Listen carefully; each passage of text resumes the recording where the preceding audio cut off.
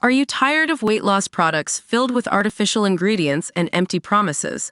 Discover the power of nature with Pure Revive, the ultimate solution for healthy weight loss. Check out the link in the video description now to start your journey with Pure Revive. A senior advisor to Joe Biden looked rattled and scoffed at the notion that Biden's immigration policies are unpopular after being shown a poll in favor of mass deportations. On Tuesday, Biden announced a sweeping new policy that would lift the threat of deportation for hundreds of thousands of people married to U.S. citizens. However, the CBS News/YouGov poll, conducted between June 5 to 7, found that 62% of registered voters favored a government program to deport all illegal immigrants.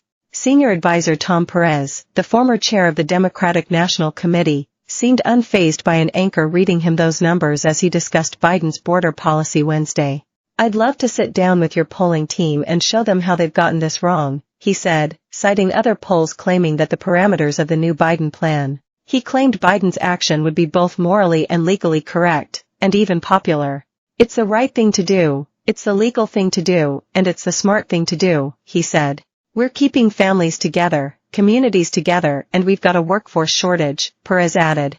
The poll also showed that a majority of voters supported Biden's recent executive action at the southern border. Biden has deported and repatriated more people in the past year than any year since 2010. Donald Trump has proposed using the National Guard to deport illegal immigrants, planning what he calls the largest domestic deportation operation in American history. In contrast, Biden's recent executive actions at the southern border aims to manage asylum claims and control border crossings more effectively. The Biden administration has introduced measures to suspend the entry of migrants across the southern border once the number of average border encounters in a day hits 2,500 for 7 days in a row. The idea is to make it easier to remove newly arrived migrants should they not have a legal basis to remain in the U.S. The White House's decision earlier this month to implement a restrictive proposal that essentially halted asylum processing at the U.S.-Mexico border angered many of Biden's political allies. In the policy announced this week, Biden plans to allow roughly 490,000 spouses of U.S. citizens an opportunity to apply for a parole-in-place program, which would shield them from deportations and offer them work permits if they have lived in the country for at least 10 years. Biden opened his presidency with promises to fight for widespread relief for the millions of immigrants who live in the country without permanent legal status. But as the number of migrants reached historic levels and he prepares for a re-election contest against Donald Trump, Biden earlier this month enacted a border clampdown that critics say is similar to those pursued by his predecessor.